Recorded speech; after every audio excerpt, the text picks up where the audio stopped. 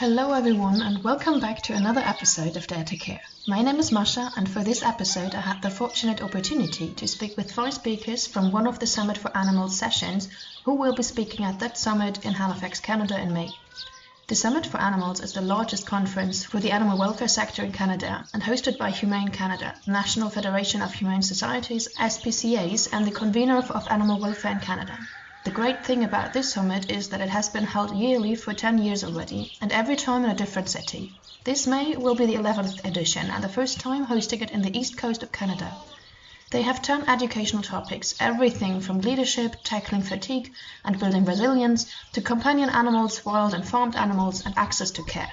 Today we will talk about the last topic, access to veterinary care, focusing specifically on Indigenous communities and how animal welfare organizations partner with them. Have fun listening. Welcome to the Dare to Care podcast. I'm really pleased to have such a great round, like a big group today in front of me. And I have 5 experts here with me. And what brings you all together is actually the Humane Canada Summit for Animals, which will be held in Halifax this year in May, so quite soon. And it's one of Canada's largest animal welfare event this year. And this event, you will be talking then about partnering with Indigenous communities to increase access to veterinary care. And that's what we actually talk about today. And I've then the honor to ask you a lot of questions, but of course you will go into much more depth in May then. So this is just like some snippets, what people can expect from the event there. I would say let's just start with a quick round of introduction so that the listeners can get an idea and get also used to your voices. So I think we will start with Ilana. Hi, everyone. I'm Ilana Trainoff, and I head up all of the partnerships and community development programs for the City of Toronto Animal Services. Next one will be Chris. Hi, I'm Chris Robinson. I'm a registered veterinary technician in Ontario, Canada. I'm also the executive director of the Canadian Animal Assistance Team, which is a national registered animal welfare charity organization. And then we have Katie. Hi, I'm Kathy Paulson. I am the founder and executive director for Paws for Hope Animal Foundation, and we are based in British Columbia, Canada. Okay, next one is Marika. Hi, my name is Marika, and I am the Northern Canada Program Manager at Veterinarians Without Borders North America. And our program focuses on specifically the Northwest Territories and Nunavut. Okay, and then last but not least, it's Kate. Hi, I'm Kate Atama. I'm the Director of Community Grants for PetSmart Charities and PetSmart Charities of Canada. Yeah, so thank you very much. It's really a great pleasure to have all of you here, and it's so nice to meet all of you, and maybe also to hear about your background and then about your work experience with and for Indigenous communities. So the first question for me, because I'm from Germany, I have a very different background. I'm not used to the history and all the issues that Canada society has. So I'm also not very familiar with Indigenous communities, even though I'm personally very interested in this topic. So maybe you can give us an explanation, like why do some or many of the Indigenous communities have less access compared to other communities to veterinary healthcare? And then also some maybe examples of what the barriers can be. Yeah, so I think it is a really complex question. And, Canada has a very dark history, colonial history with the treatment of Indigenous people when Europeans landed on the continent. And so where we are today is many Indigenous communities are in very remote communities across the country. And the remoteness itself makes access to veterinary care challenging. In addition to that, there are social issues impacting many Indigenous communities as a consequence of colonialism and really the attempt, a historical attempt for governments to pretty much commit genocide on Indigenous communities. And so we are here today with this is the consequence of our colonial and genocidal history. And so that has impacted the wellness of many Indigenous communities, as well as their ability to be sort of economic thriving communities. So we have issues such as geography, poverty, and other social issues that are impacting communities across the country. I'm not sure if any of my colleagues wanted to add anything to that. Yeah, this is Kate. I would also add from a big picture veterinary access perspective, we see less access across all social and racial divides. And that is partially because vet school spaces are very limited and they're very difficult to get into. And so veterinarians tend to come from middle-class, well-educated communities. And so then they tend to go back and serve in middle-class, well-educated communities. So, on top of everything Kathy said, there just aren't really enough veterinarians to go around, even amongst the more developed communities in the southern regions of Canada.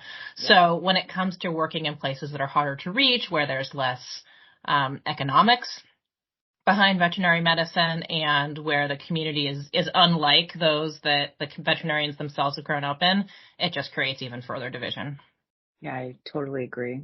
And just for some perspective, like there are some communities that you can only fly into, or, if you can drive, it is an 8-hour gravel road drive.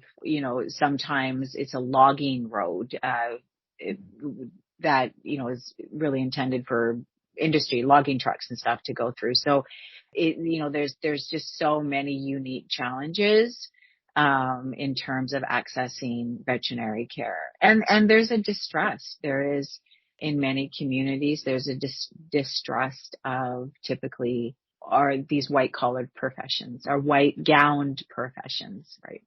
Mm-hmm. I really liked Kate's explanation about how you get access to veterinary profession education. Because, again, I'm from Germany, so I'm very familiar with that system. I know a lot about this. But even within Europe, there are so many, every country, they have their own rules. So I was wondering, how is it organized in Canada? How do you get a seat in vet school? Has, each province their own university? Is there a limited number? Probably it costs quite a lot. How does it work?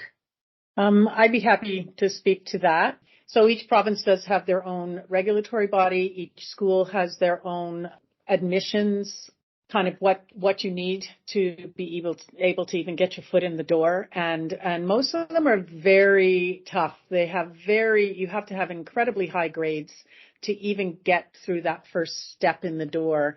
And then, you have to go through, it depends on the school, but in most cases there are things like, you have to meet with a panel of veterinary admissions people to speak about what it is that your interest is, and to go through kind of an array of questions that they have. And so it's not an easy task to get in. And then there aren't enough spots. There's a lot of people that are trying to get into vet school that don't get in. Mm-hmm. And that is something, there are some changes happening, but, it's really tough. It is very tough to get into vet school. And Chris, how many vet schools do we have in Canada? Because we don't have one in every province. 5. So what I was going to add to that is that if people are unsuccessful getting into a Canadian vet school, very often they apply to some of the international schools that they go to, and there's a better chance of getting into the international schools. But that is something that you have to have some pretty strong financial backing to be able to do, or you're taking enormous school loans to be able to go and do the schooling internationally. But a lot of Canadian students do that. Crazy. And then I would add on top of that, each province also has its own regulations about who can practice and whether they share licensing from province to province, and whether you can go practice certain kinds of medicine in certain kinds of communities. So it's not like if you just wanted to go work in Canada, you go work in any province. Wow. Some are going to be reciprocal. Some require you to apply for permits. And sometimes that can be quite costly as well, even if you're just going in to volunteer for a week or two. And just one final addition to that is if you're coming from another country, your designation may not be recognized. So you could be trained as a veterinarian. Like our coordinator, one of our coordinators is a trained veterinarian from Mexico. But if she wanted to practice veterinarian in Canada, she'd essentially have to go through school again, which is, silly. There are there's some training programs that foreign veterinarians can go through to become certified. And then they can go through that shorter program, and then they still have to write exams to be able to get their and it's license. Still very costly. It's still quite costly for them to take that program. Yeah. Mm-hmm.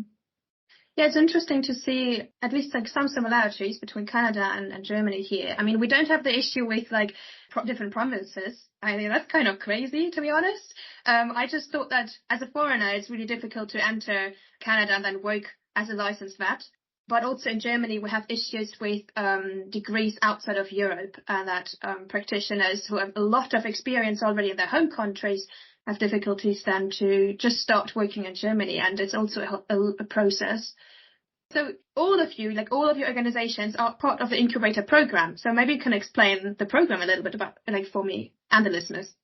Yeah, so the PetSmart Charities Incubator grant program is designed to support getting sustained access to care to remote communities that haven't really had sustained access in the past. And the reason that we started the program, it's designed to create sustained access. And what we know that sustained access requires is really strong relationships with remote communities, particularly when they're not from the same culture as the organization providing the care. And so often in animal welfare, we have a tendency to want to decide what's right for a community and just rush in and start doing things, run past the people and grab the animals and start vaccinating and doing good things. And what we've seen time and again is that can have an immediate effect on those animals, but it leads to a very fast breakdown of relationships with the community, which means that care may be one-time care or two-time care, but it doesn't result in a sustained change and benefit for the community. And if the people in the community aren't on board, the veterinary impacts won't last. And so the incubator program was designed to establish this really high standard for really spending a year building strong relationships with the community, focusing on the human interactions before we focus on the animal interactions. And so many of our partners were already doing this so well in Canada, we wanted to set that as the bar. And as a funder, we also know that most animal welfare organizations are driven by funders who want to see things happen quickly for animals. And so funding often drives that go do things really fast mentality. And we as a funder wanted to say, you know what, we're going to give you the time. We know the right way to do it, and we're not going to ask for numbers the first year. We're just going to give you the time and space and the funding to go establish relationships and really build that strong foundation so that animal welfare can improve slowly but meaningfully over time. What you mentioned in the beginning about I would say the syndrome of white saviorism, it's a big issue, especially from Western or, I would say European and the countries who used to be the colonizers. For me, it's great I would say, I'm still the younger generation, to see the change over the last decades, because I think the discussion about this approach has already started quite a few years ago, and I'm to now see the change within the organizations and be part of it. It's really amazing. So my question then to the rest, to organizations being part of that program, how do you actually then build relationships, and what were your lessons learned also during that period of time? So from my end, our work really takes place in the Arctic and the subarctic of Canada, in the Northwest Territories and Nunavut. And what I really found with relationship building is that every community has that person that's super passionate about animal care and about bringing in a vet. And you just need to find that person to start building the base and start making the other connections to build that trust. So historically, groups that were associated with animal welfare would just come in and take animals away from the community. So it's really establishing a trust that that's not what we're there to do. We're there to support people having their animals. I think that is also kind of what people expect in the South, because there's that opinion of like, oh, these animals are not well taken care of. And it might look different, like they're not wearing like fancy jackets or sleeping in people's beds, but they're still as loved as a dog is in southern Canada. So that was a really important piece that we communicate to our audience across Canada as well as we built the program. In terms of building the relationship, it's important to onboard the local government and making sure they're engaged in the work and feel that they're guiding the process as much as possible. That is the ideal, to make sure that what we're thinking of as solutions is actually valuable for the community as well. And then one other big learning that we had was when we were consulting with the community, for example, we were talking about setting up a pet food bank. And one thing we learned and heard was that would not go over well because there's no food bank for people. And food insecurity is impacting people in the community significantly. So if we came in and said, hey, we're going to make sure your dogs are well fed, but we're not concerned about you being well fed, that would not look good. So really making sure that we consider that in our approach as well. Ilana, do you want to add something? Sure. With the program that we're working on in the incubator grant is from an urban perspective. So we are looking to reach Indigenous pet owners in Toronto. So at the moment, Toronto has about 6 million people living in it. It's the largest municipality in the country, 4th largest in North America, and everybody is spread out. So we're looking at how do we, ensure that we look internally first from a city's perspective, that our services have the least amount of barriers before we even take the possibility of these services into the community, because, even just finding the pet owners is one thing, but ensuring that they actually have access to services that we can keep sustainable over time is really important. So this has allowed us to really kind of audit our processes and how people can access our services. And then from there, trying to figure out also what our capacity is. Obviously, like, we can't meet the needs of every pet owner in the city. And there's a lot of need, especially after the pandemic, from people, access to veterinary care in rural communities where most of these other programs are working, obviously is a huge issue. But in Toronto, there's access to veterinary care, but it's completely not affordable for most people. So, that's a huge barrier for people. So we're trying to figure out ways that we can bring veterinary care to communities. And then it's finding the organizations that can help give us access to pet owners. Part of the issue that we face as a municipality is the perception that we're there to take everybody's animals away. People are afraid to open the door when we, knock on it, when we have actual free services that we have to offer. But we understand that historically, there's a real fear there, and there's a disconnect between the experience that some people may have had with with any animal control, and what kind of community programs that we actually have available for people. So the relationship building piece for this is hugely important for us, because we kind of need those community leaders that are working on the ground with people to help bridge the gap for us as a municipality. So that's a piece that's really, really important for us. And then, of course, finding the pockets of Indigenous pet owners in the city that need our help, and ensuring that we can get services to them. And so, that's just, folks living in communities. That's people who are underhoused, living in encampments. It's working with Toronto Community Housing. There's so many variables that we have to take into consideration to ensure that we're spreading ourselves out as widely as we possibly can, to ensure that our messaging is clear, that we have quite a lot of services that we can bring to pet owners, and here are all the ways that you can access them without the barriers that you think you might face.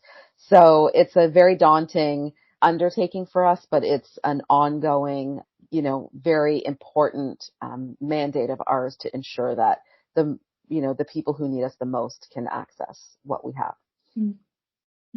Yeah, and if I can just add too, I think like one of the things that was a real wow moment for me in with the community that we're working with is, the importance of that relationship building is also in being able to have these conversations with citizens in these communities that will challenge you what you don't know. You don't know what you don't know. So, we can be making assumptions without even realize we're making assumptions.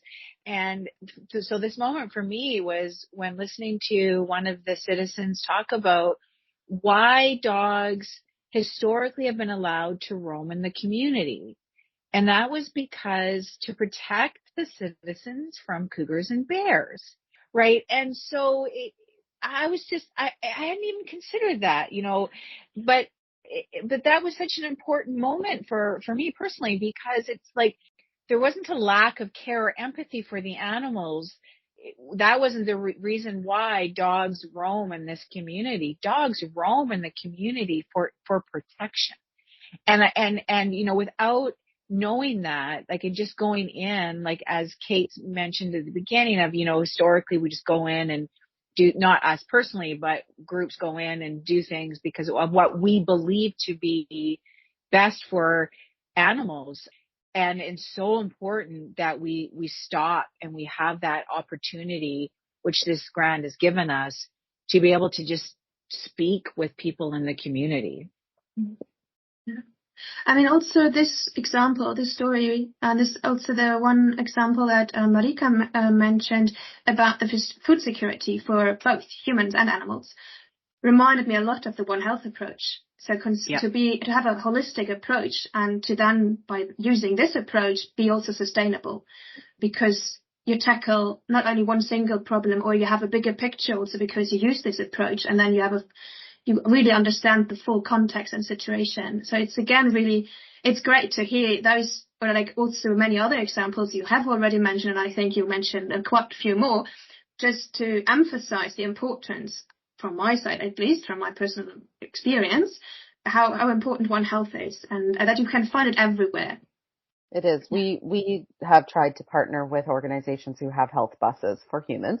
And, for us, it allows us to go into various communities and do clinics with them across the city. And so we want to be able to do more and more of that, because, it's the same for us, even if we're just rolling up into a big city park with our 45-foot veterinary clinic. People are hungry. They need medical care, they need dental care, and we're there, with coats and jackets and food and medical supplies for their animals. So from our perspective as well, just in the city, it's really, really important. Yeah. I have a question for Chris. So we have now talked a bit about the communities and how you can approach them, and also how important relationship building is. But maybe you have experienced some differences also when approaching or like comparing communities. Can you give us some examples, or just share some experiences? Yeah, absolutely. Obviously, there's a lot of factors that affect animal welfare in the communities that we work in, and there's some of the differences that I've certainly experienced. There are common issues, but I've seen how we can make a difference in the animal welfare. The stray dog issues, access to vet care, obviously, is a big one, and also community leadership priorities. So from the point of view of stray dogs, I have seen that some communities have animal control bylaws about dogs running at large, about the number of dogs allowed per household, that kind of thing. And those bylaws, if they're enforced, do seem to make a difference in the number of stray dogs that are running loose and forming packs. However, almost every community that we work with have issues with bylaw enforcement. And one of the things that we have seen from an animal welfare point of view is, if you do have a community that does not allow animals to run at large and the animals are tied up, what the communities that we're working with now, what we are trying to incorporate into that is, if you have a dog that's tied up, you have to do something for that dog from a social point of view, from a life enrichment point of view, because tying the dogs up is a huge animal welfare issue for the dogs. They being tied up their whole life to a chain, and not being allowed to interact with other dogs and with a lot of different people. It changes the dynamic tremendously. So it is something I think that needs to be very carefully done. Yes, it will minimize the number of stray dogs that are, or loose dogs, owned dogs that are out running loose and breeding and doing all the things that they're doing, but it just creates this other whole different animal welfare issue. And so for our communities that we work with, that's something that if they're going to work towards something like that by law, then there's a lot of discussion about how that looks and what effect it has on the dogs. But communities with stray dogs, or loose dogs, a lot of times they're owned loose dogs, but communities with true stray dogs that don't have an owner, they have a higher animal welfare issues as far as lack of resources for them to have food and shelter. And obviously they're breeding freely, so they're increasing the stray population as well. So it's a really complicated issue, I think, when it comes to dogs that are running at large. And as far as communities that have access to vet care, either through an outside group assisting or getting this care, or more locally, or some community members being able to do basic preventative care with a local vet, it does have an improvement on animal welfare in general, for sure. Access to vaccine and parasite preventatives, that'll reduce the case of infectious diseases like distemper and parvo are very common in a lot of these communities. Rabies is something that's a public health concern as well, so it's going to address those things. And there's also less puppies and kittens being born and needing homes, and therefore less strays if you're doing spay-neuter. And the other component of it is that the welfare of the females, dogs and cats, improves dramatically once they stop having repeated litters. So definitely having that access is important, and it does make a difference to welfare, but it's how to get that access that obviously is the big concern. So one of the things that was a very interesting thing, it's a short story that I'll share, is that we were working in Nunavut in a community we went to for 5 years in a row. And there were a lot of sled dog teams in this community. And so the sled dogs are not allowed in town. So we had to go out on the tundra to go to where the different teams were kept. And there was one particular dog owner who had a team, and he was not interested in spaying and neutering. He just wanted to vaccinate. And we never make anybody do anything that they don't want to do. It's just offered, and we explain the benefits. And over the course of those 5 years, he slowly started deciding he was getting some of his dogs spayed and neutered. And it was really interesting at the end of that time, he shared with us that when we first started there, and I think this is speaking to relationship building. When we first started there, he thought, no, there's no way I'm doing this. He wants his dogs to work. He wants them to be fast. And so he was really worried that spaying and neutering them would change that. They'd be slower. They wouldn't want to have the drive to do the work. And he said it was very interesting because he ended up, by the end of that 5 years, getting every single one of his dogs except his main breeding pair spayed and neutered. And he said he was shocked by what he found was that they were in better weight. There was less fighting. They were more focused on their job than they had been before. And it was totally the opposite of what he thought was going to happen. And I think it's a really good example of just taking time to let somebody, you're giving them the explanation, you're giving them information, and just letting them work towards coming to that conclusion themselves. And the only other thing that I would mention is the leadership in the Indigenous communities. They have so many social issues that they have to deal with. And oftentimes the animals are not a high priority. And that's certainly understandable with some of the things they do. But for communities that have leadership, they see the connection, the One Health connection. So they see the connection between animal welfare, human health, and the community health as a whole. They're the ones that reach out to us for assistance, and they're willing to open up and collaborate with groups such as ours to work together toward community-driven solutions. And so I do think community leadership is a huge component of the effect you can have on animal welfare. Mm-hmm. Yeah. Chris, I love that example of the sled dog team owner because it really speaks to why you take time, right? We all know that people change their opinions more firmly and when they're allowed to go on a learning journey on their own.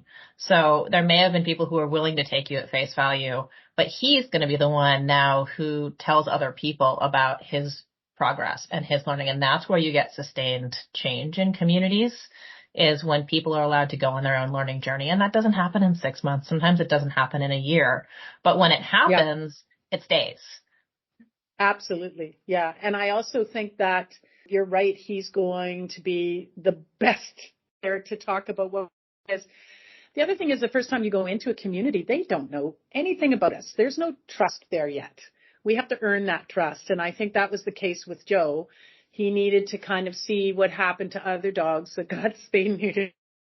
And, okay, they did okay. And then, and also have conversations with us and get to know us a little bit. And it really did make a big difference in the long run, and him coming to those conclusions rather than us going in and saying, if you do this, this is going to happen. They're not necessarily going to believe that, but he came to it himself. And I agree. It's a pretty powerful story. Mm. Yeah. A beautiful example. Yeah, really. Marika, in the territories or the regions where you do your work and work together with communities, have you experienced like different or other animal welfare issues, and like how access to vet care is related to animal welfare? Yeah, so in the communities, especially around the Arctic, rabies is kind of primary concern for a lot of community members and community leadership. That is usually the reason a community reaches out to us, is following a rabies incident and wanting to make sure that the community is protected. And that's coming back to that One Health perspective again of rabies is in the environment. It's endemic in Arctic foxes that stray into the communities, interact with the dogs, and then the dogs interact with people, putting both dogs and people at risk. So making sure that dogs are vaccinated is a really important piece of that puzzle for these communities to protect people, the community, and overall safety. And then as Chris mentioned, or Kathy mentioned as well, is the roaming dogs creates a safety concern often in communities, because as they pack up, if they're not spayed and neutered, they become a little bit more aggressive. Some chase vehicles. People started walking around with sticks so they can protect themselves, and it creates a really negative environment. So being able to address that through spay and neuter and providing resources such as really good leads and collars that don't break easily in the cold. Again, resources that are not easily accessible in these communities. We're able to kind of prevent a little bit of that as well. So we have heard already a bit of some needs and gaps that you've found out and during your assessments. Maybe we can get some more examples from Ilana and Kathy about what have in your areas or your regions where you do your work. What did you find out about your assessments? Like, what are the needs and gaps, and then what are you now already doing maybe in your program, and what do you offer communities? I can speak into just the perspective of Toronto. Obviously, what I mentioned before, which is just a lot of the barriers of accessing services through a municipality, the various levels of paperwork that needs to be done, and disclosing income information. That's where we're trying to find ways to break down, those steps for people. So anybody who is involved in this particular program with this grant, we have a special application. It doesn't ask for information around income. We just waive all of the fees for people. Some of the other issues that we have found in talking with pet owners in the city is obviously what I mentioned before about accessing, affordable veterinary services, which is so difficult here. I think also what happened was one of the program that I actually ran during the pandemic was ensuring that the food banks in the city had pet food. And that was a big program that we ran, but I think what happened was there wasn't a lot of consistency with that. So people who were accessing food banks in the city, and were actually needing pet food as well, that kind of started to dry up. So there was a lot of frustration around having access to pet food when people needed it. And just after the pandemic, I think corporations were just donating pet food less. And so it was hard to get those donations and get them out into all the various food banks or pet food banks that, different organizations were trying to set up. So I think that was a big concern for people, as well as just having access to supplies. I think that, a lot of the community members that we have been chatting to, a lot of them are low income, and, Toronto is an incredibly expensive city to live in. So just having access to cat litter, when we try to get donations to bring out to community events and through our clinics that we do, one of the things that is almost impossible to get donated is cat litter. And people struggle so much to have access to that. And so that's just one small thing that is, doesn't seem like a big deal, but it's a really big deal for people that really need litter. And nobody has it to donate. So these are just some of the things that we're finding when we're talking to folks that they're really struggling with. Yeah. Yeah, for us, the two main things were geography and financial resources. And so we found that there was a desire for the community members to spay and neuter and vaccinate their pets, but the closest vet was a few hours away, and then also the expense of paying for that care. And so we've been lucky in that we've been welcomed so massively from the community, and really eager to, get help for their pets. So we haven't had to do a lot of those more intense conversations like Chris experienced in the community, where it took 5 years to change the mind of that particular individual. Our issue with the community, or the challenges in the community, are more so access and not any resistance to care. There's not the resistance. It was, they just didn't have the access. And so we've been really lucky in that they've just, between the citizens in the community, plus the government that manages the community and the leadership, have all been really open to that. And the one thing that we're having a little bit more trouble tackling is the community cat. So we're trying to determine the number of unowned cats, and whether or not there are citizens in the community that are feeding and caring for these cats, and then how can we trap them to get them spay and neutered so we can get this colony under control. So that is sort of the biggest tackle we have for year 2 of this grant. We were able to get the majority of we've probably got maybe 15 owned pets left to spay and neuter. So with that, that we should be able to do relatively easily in the next year. But it's this TNR work that I think is going to be, TNR being trap, neuter, and return, that's going to be the most challenging for us to tackle. I've heard about community healthcare workers and paraprofessionals, like this kind of approach to improve the access of vet care, like on a basic level, maybe for remote communities. And I only know a little bit about this in certain countries in Africa, especially in East Africa. Is this something that could be applied in Canada that doesn't make sense?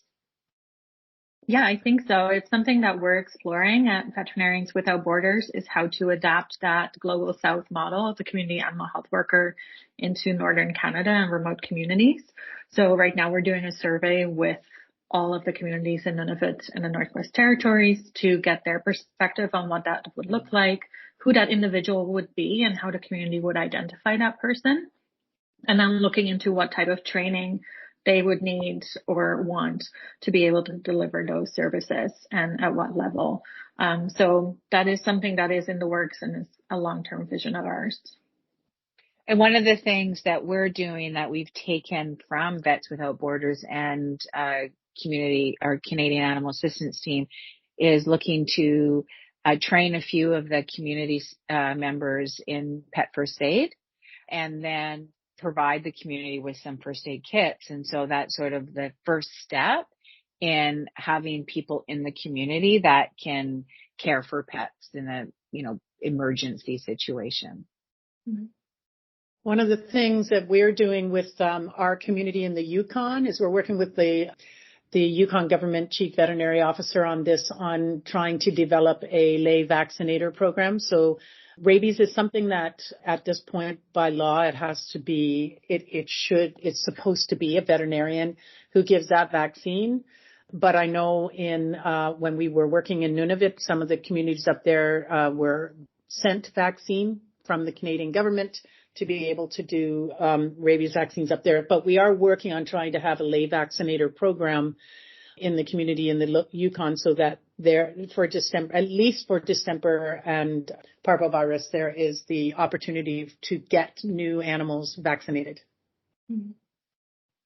So now you have all learned from working together with Indigenous communities, but I'm wondering, can then this experience and the achievements you have already made and the lessons learned from working with Indigenous communities, can this be also applied to other isolated or other rural communities?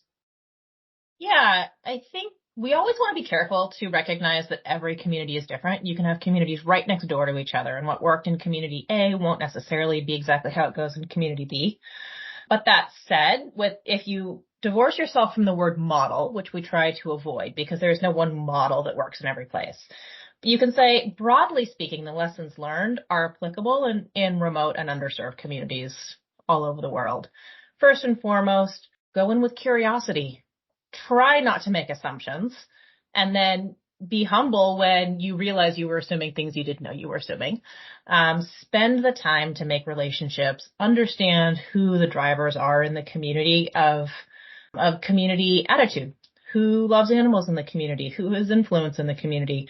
All of those are principles that I think can be applied anytime you're going into particularly a different culture and offering them services and trying to build partnership around what those services may ultimately look like. And those are really good principles. The things that can be very different about working in Indigenous communities is that you're also dealing with communities that have historical trauma, and you're working with communities that are displaced from their original location where their culture developed. And so, internationally, you can go into work in communities in the global south. You can work in communities. I personally have worked in communities in Eastern Europe and Southeast Asia, and many of these principles apply, but in many ways it's easier in those communities because they have developed in that location. And there are others who can help you interpret that community because there are others around them who know and understand that community. Whereas with Indigenous communities, often their language is different from the one nearby. Their culture developed differently from other communities nearby because they were displaced to that new location. And so there are some extra sensitivities and extra complications that happen with Indigenous communities. But broadly speaking, the principles hold the same. Go in with curiosity, go in with humility, and look to build partnerships with the humans, and then humbly offer your resources. Great words, I would say. But still, it's not the last word, because I usually ask, and I will do today as well, to ask you if you have some advice or something that you still want to tell the veterinarians of tomorrow, or then also general listeners who are not veterinarians, how they maybe kind of be engaged, but also what kind of advice would you give them? I'm happy to speak to that. I think there has been quite a change in the last decade already. Things are changing. It still needs to go away, but it is definitely changing. And there's a need that's been recognized in recent years for increased awareness and understanding toward marginalized pet owners. And in Canada, there have already been some steps forward for veterinary students to gain knowledge and understanding of the barriers that low-income pet owners face, and trying to remove the unconscious bias that can be there when providing the services. So there's also a move in Canada towards increasing the number of rural and northern service veterinarians in the last couple of years. So, for example, the Ontario Veterinary College now includes training for students a very specific training for students to identify, understand, and remove barriers to vet care. to help address the systemic challenges in the vet profession. The Government of Ontario has a veterinary incentive program that is providing grants for recent graduates who choose to participate in underserved and northern communities. So there are critical components that are starting to come out to help to address the challenge of access to care in these communities. So it's a step towards that. And if you're a veterinary student, then if the program that you're in doesn't have something like that, then start to look at all the different resources that are online to educate yourself on these topics. And if you're a veterinarian or animal welfare organization that wants to work in Indigenous or marginalized communities, then you need to definitely first and foremost build that relationship, because it's a game changer as soon as you start to do that. And so I think when you go in, you need to listen to what they're saying, and you need to build your work around what their needs are. It's, historically, I think a lot of organizations have gone in with an agenda of their own, and that's not what we're looking for, I think, and that's not what they're looking for. So building relationships within the community, it's going to help to build trust, which we need to earn in the Indigenous communities especially. And that leads to better understanding and better cooperation. And then that's going to result in improved and sustainable animal welfare. And so I think that that's kind of the direction that any organization needs to take if they're going to start this type of work. Yeah, wow, we have come to an end. I can hardly believe that almost an hour has already passed. And it has been amazing to meet you again and to have the chance to talk for a long time with you and learn a lot about your work, the different kind of projects you do. And yeah, thank you very, very much. Thank you, Masha. Thank you so much. Really a pleasure. Thank you so much. I hope you have learned something new or have been inspired by one of those amazing stories. If so, please share it with someone you know, and by that, let's make the world together a little wiser. Or give us 5 stars and a good review. If you want to find out more about the Summit for Animals, or are thinking of enjoying the 40+ sessions and over 65 speakers in Halifax in May, go to humanecanada.ca/summit. Like always, you'll find the link in the description. If you have any other questions about the podcast, want to know more, or have any other comments, just get in touch at podcast.daretocare@gmail.com or DM me on Instagram at daretocare_podcast. Thanks for listening, and see you next time.